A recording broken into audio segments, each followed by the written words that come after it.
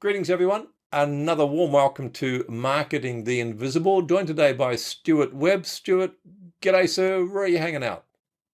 Morning, Tom. I'm currently in the United Kingdom, in about the middle.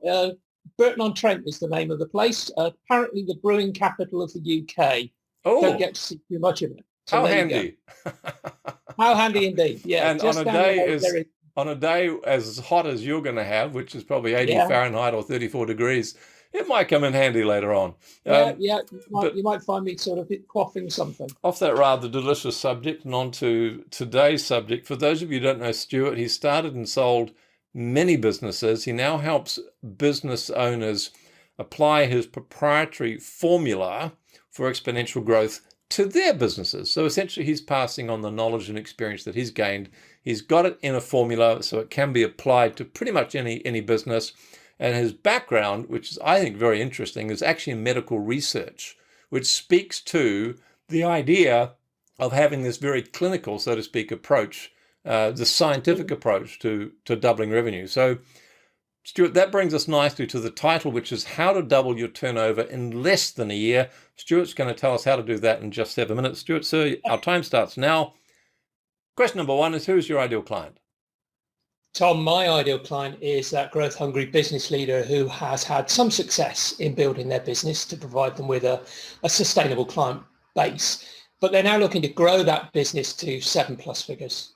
Sometimes, because of my background in scientific research, those guys come from building their technology business from a university research product, but that's certainly not always the case. Many don't have that background at all. Perfect. So question number two, 6.5 minutes left. Tell us about the problem you solved. Dive a little bit into that, if you would. Maybe they're plateaued, but what else? What other problems do you look at? You mentioned the fact that it's in a formula, and repeatability, I think, is absolutely the key to this, and that was the key to my scientific research. So I help them solve the common problems, the 5 steps to successful growth, and they need to have vision, what I call scalability, deliverability, collectability, and governance ability. So vision, they have to have a clearly defined idea of what the solution is that they solve for their customer. The business owner must be crystal clear about the problem and who has that problem. It's never my product or service can be used by anyone. They have to have what I call scalability, and that's to align the sales and marketing effort with their expenditure and target market. So they don't sell, they just ensure their message is delivered to the customer that has the problem they solve. That way they don't spend money on marketing that will never work for them. Deliverability, they deliver their customers' expectations set by the marketing, so they get repeat customers. It's no good marketing your product or service as 5-star hotel quality if you deliver 2-star service. That message is discordant and customers will notice, I can promise you, Right. and they will tell you and the world about it. Right. And the final two, the collectability, they have to ensure cash flow sustains the business. Absolutely critical. I never have yet come across a business that runs out of ideas, but I've found plenty that have run out of cash.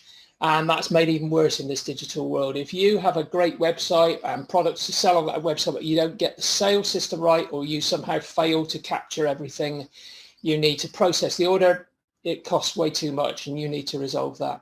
And then finally, what I call governability. All of this will fall foul of tax and regulations if you don't get it right. And you've got to have a management team all working together with the business owner. Too often this is the poor cousin, hoping that the management team get it and are working together, but they've got different goals, even different ones which conflict.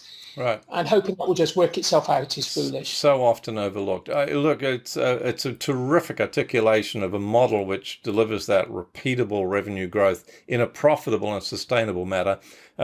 Chewed through a bit of time though, but we've still got 4 minutes left. Question number 3, how does someone know they need the formula? What are the symptoms? They often tell me that they can't understand why they spend so much on advertising with so little to show for it, or the team they have working for them don't get it, and they have order books full but no satisfied customer, or that order book is full but they're running out of cash. Those are the common symptoms, Tom. Fantastic. Well, so well articulated. The voice of experience, folks. Question 4, we're talking about growth hungry, assertive individuals who know what they want. They're not sure how to get it maybe. They're going to try stuff is what I'm saying. What are some of the common mistakes that they might make prior to finding your solution? 3.5 minutes left.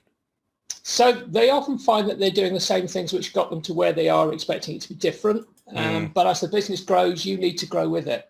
Let me give you an example of one client. They got their business going, then they had to hire a team to deliver the product to a lot of new customers.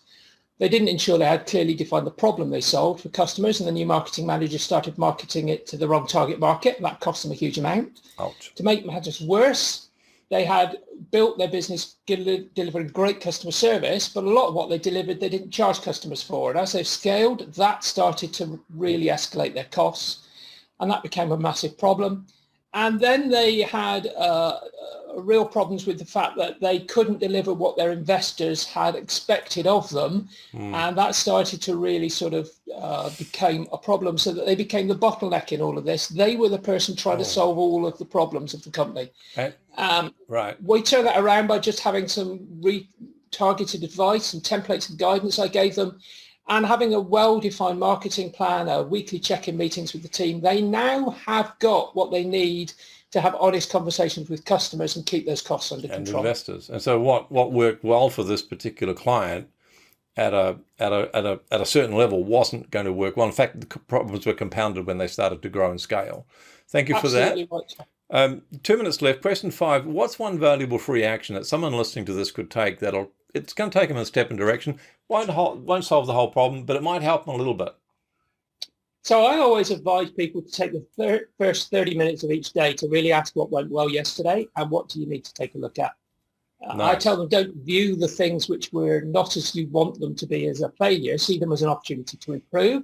And if I may add a second, see delegating work to someone as a way to help them grow personally and professionally. And your job is to be the grower in chief.